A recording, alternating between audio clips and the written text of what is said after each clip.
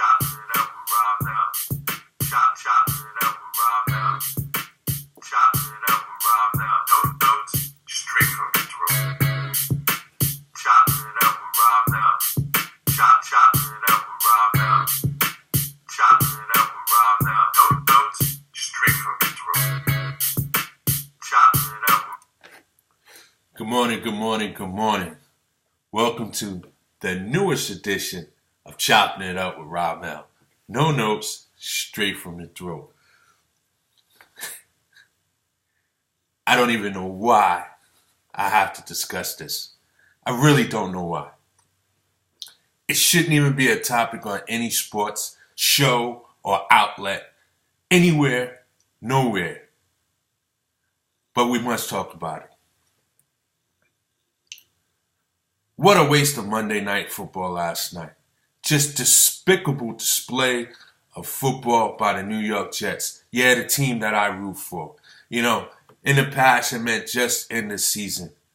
Last night, you had some Jets fans with t-shirts on that said, just endure the suffering. This is horrible. Disgusting. Despicable. This is a team that came in with so much promise. Last year, they were 10-6. Just missed the playoffs. I thought they should have made the playoffs. I questioned a couple of play callings in a couple of games by Todd Bowles that ultimately led to losses that if they had won, they would have made the playoff. There was a lot of optimistic in the offseason coming into this season. Todd Bowles being a staple of defense, you figure, and the Jets having defense, you figure that wouldn't be a weakness. Okay?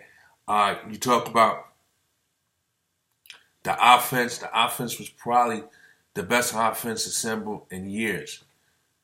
You had Decker, you had Marshall, and you even had Matt Forte who was signed. All right. There was questions about who was going to be the quarterback because the Jets did not meet the demands of Ryan Fitzpatrick. Ultimately, they agreed. He comes back, and all he does is lay an absolute egg.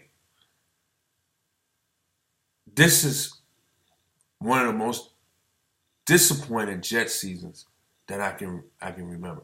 Listen, the Jets was 1-15 the year that they drafted Keyshawn Johnson. Well, the year led to drafting Keyshawn Johnson. I can accept that because you was just bad. But I can't accept this because there was so much promise with this team. Promise in Todd Bowles. You wanted to root for Todd Bowles, not only for the Jets, but root for Todd Bowles. Quite frankly, I think he's a goner. The Jets are not playing for him. I don't see them playing for pride or anything. And this is not to take anything away from Luck. He came out last night in a position to get in a three-way tie and be in first place in his division and possibly be in first place because of tiebreaker scenarios. He just went out there and threw 4 touchdowns. Luck was Luck. And he did not need Luck to win this game because the Jets just rolled down on him. I mean, they benched Fitzgerald after in the first half sometime, went to the youngster Pettit. I mean, he wasn't quite ready.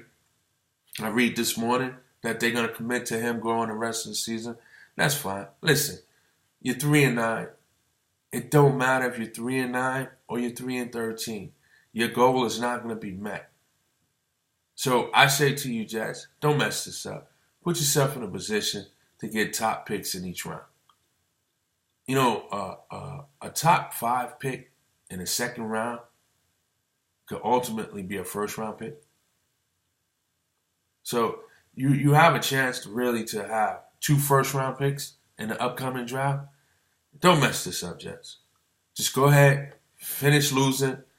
No, just finish losing, man. I mean, just finish losing. This is disgraceful. It really is. It's disgraceful. You're one of the top 4, if not top 3, disappointing teams in the league this year. I'll say it again. Carolina, Cincinnati, Arizona, and the Jets, in no particular order, are the most disappointing teams in the NFL this year. This is horrible. Horrible. 41-10 on Monday Night Football when all the NFL fans have nothing to do but watch you. And this is what you come up with.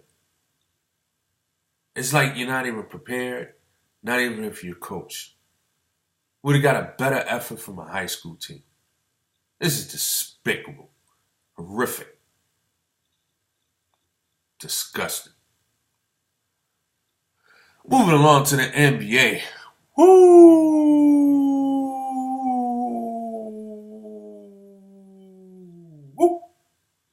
Man, was it a night when stars that needed to play like stars played like stars?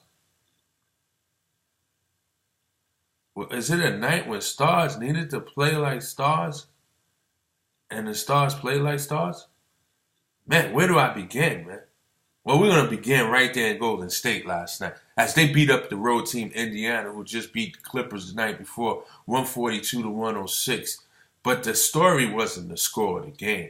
The story belonged to Klay Thompson, who lit them up for 40 points in the first half to finish with a career high and an NBA season high of 60 points last night. That's Klay Thompson, 60 points. The one that's supposed to miss out on shot opportunities and this and that with Kevin Durant there. And here this guy comes up with 60 points last night. Ooh, the most points scored since Kobe Bryant's exit game of 61. Klay Thompson, 8 from 14 for 3-point range. I watched some of this game last night. He was doing he was doing reverse layups, just jump shots, fadeaways. Sometimes it looked like he was just throwing it up. But man, he had it going last night. 60 points. In the first half, he had 40. Indiana had 50. He nearly outscored him by himself. This was a good night for Klay Thompson. Yeah, you could say they were looking for him after a while, but hey, if he got the hot hand and he got it going on, and you know my motto, guys, feed the beast. Feed the beast. Feed the beast. Man, he had the mismatch with Monta Ellis. They weren't doubling. He was just beating them over the top. Baseball passes, all kind of stuff was being thrown to him, man. And he was just finishing it, man. What a performance by him. 142-106. Can't say enough. The teammates on the sidelines, they're having a great time. They're just laughing. They're all giddy. Well, this Golden State team is going to be tough, man. They're going to be tough going down the stretch here, man. 60 points. Let me repeat that. 60 points. And the beautiful thing about that, the power rankings that came out today, and the power rankings had Golden State at number 1. They eclipsed Cleveland as Cleveland actually dropped to number 4. Must have pissed Cleveland off, too, because after enduring those couple of losses last week, I think it was 3 in a row, 2 of them was blowouts. They come back and had a great game last night as well. But let me finish with Klay Thompson. 60 points. Just phenomenal. Beautiful to watch. He was giving you inside out, 2-point shots, layups, 3-point shots. He was just doing it all, man. Wow, 60 points. It was nothing they could do. They couldn't do anything with it, man. It was nothing, man. Nothing. Nothing they could do with it, man. Just phenomenal. 142-106 is the final score. So Golden State continued their winning ways. San Antonio, they squeaked by Milwaukee on the road. Here's an interesting fact about them. San Antonio, they were number 2 in the ranking.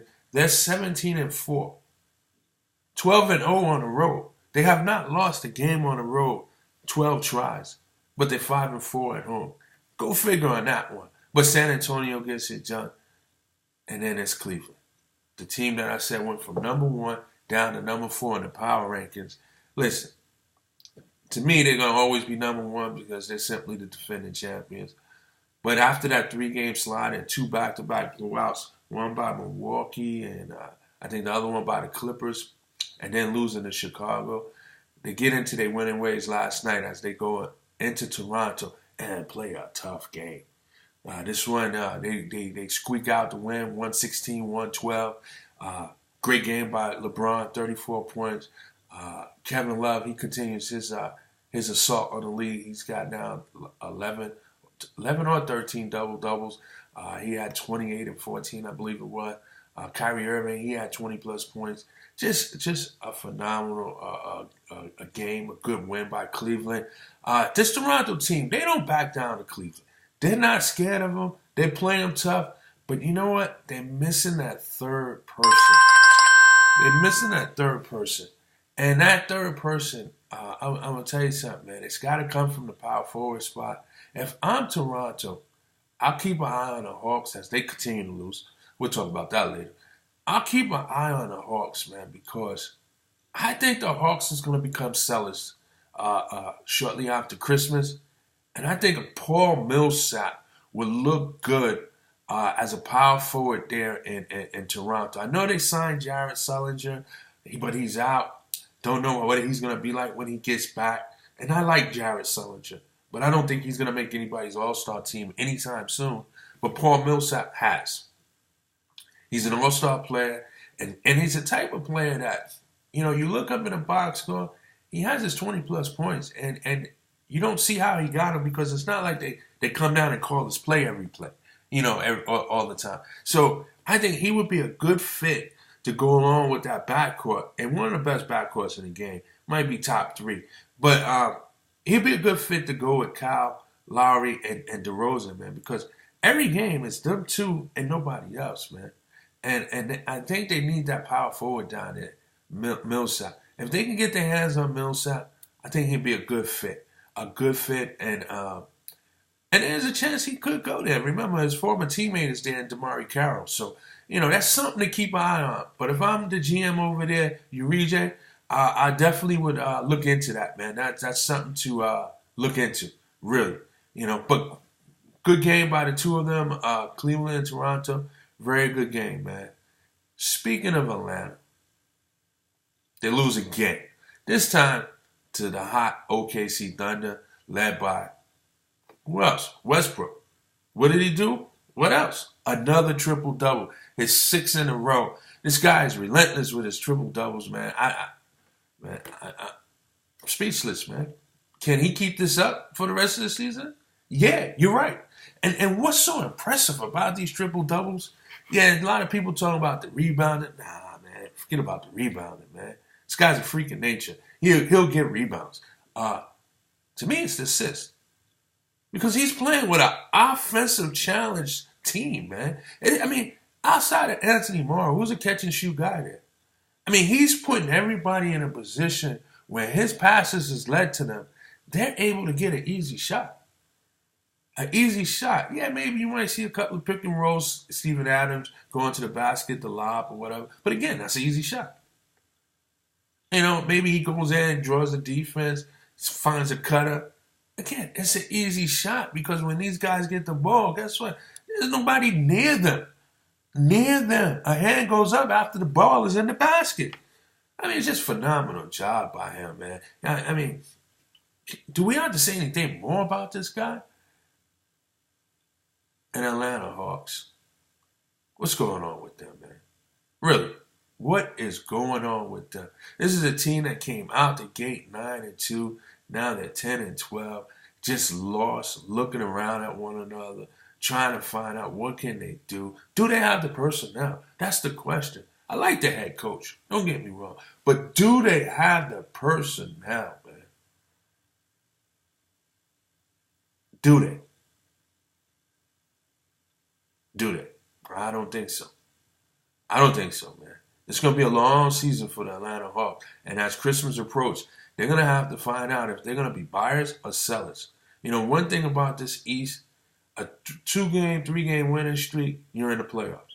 A 2-game, 3-game losing streak, you're out of the playoffs.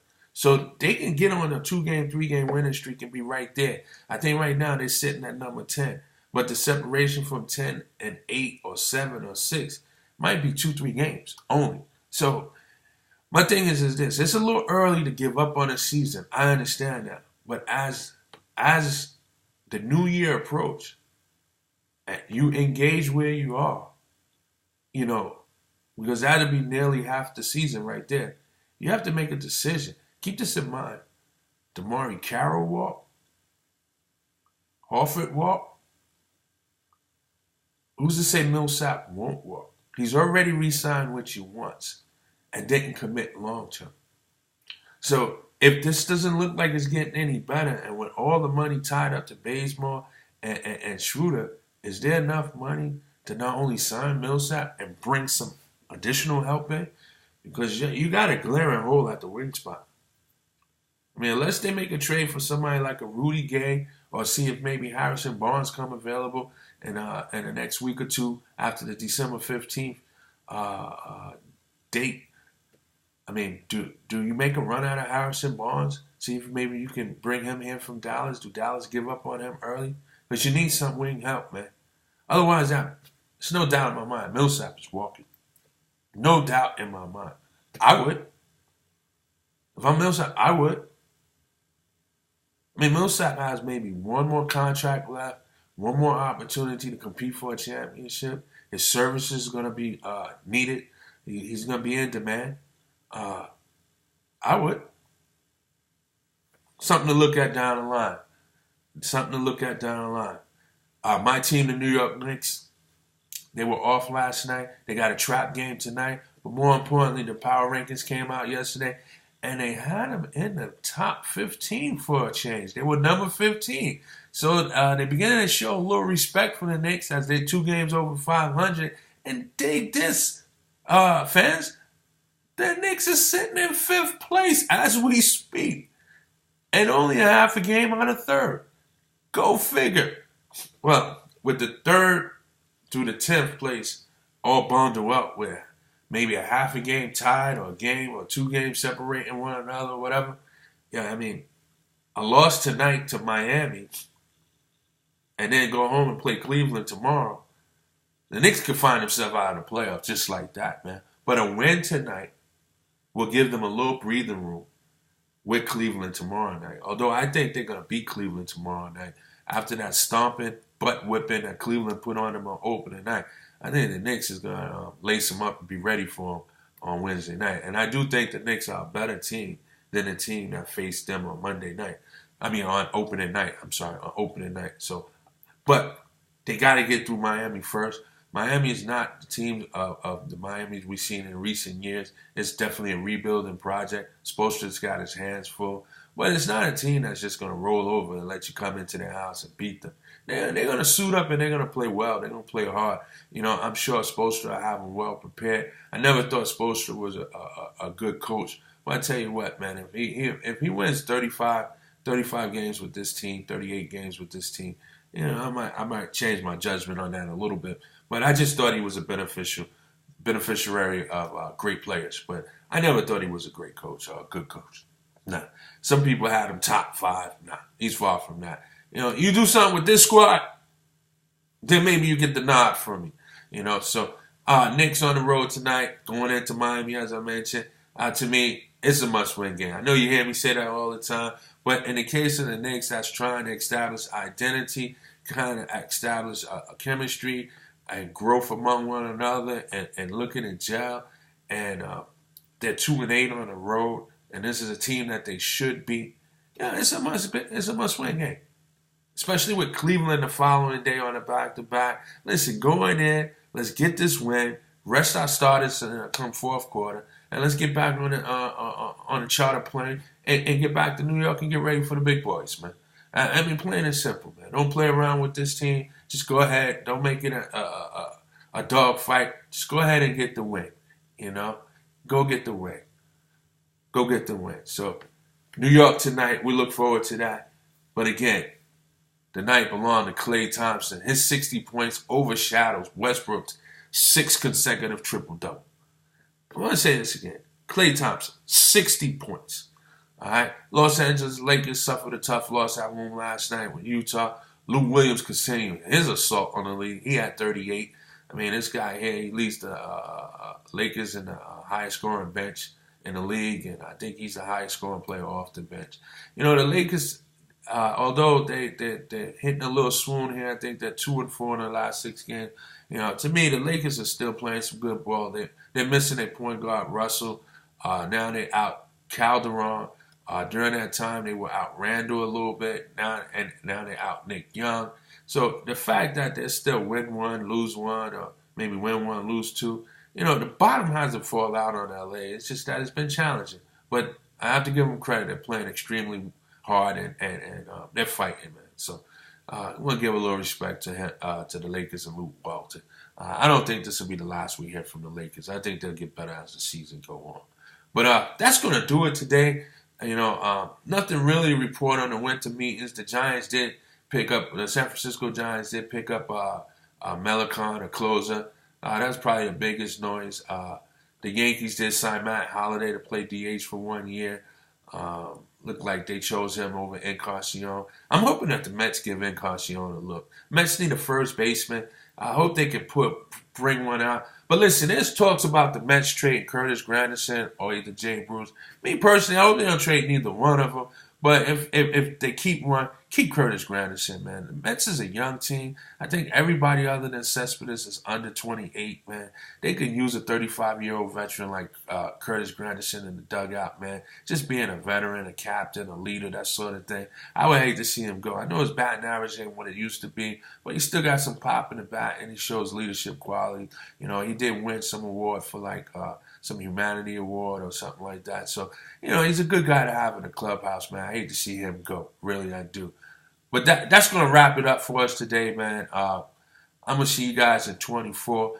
Once again, I appreciate you guys tuning in to the latest edition of Chopping It Up with Ramel. No notes, straight from the throat. So you guys be good, and I'll see you out there again in 24 hours. Peace and blessings. Ramel.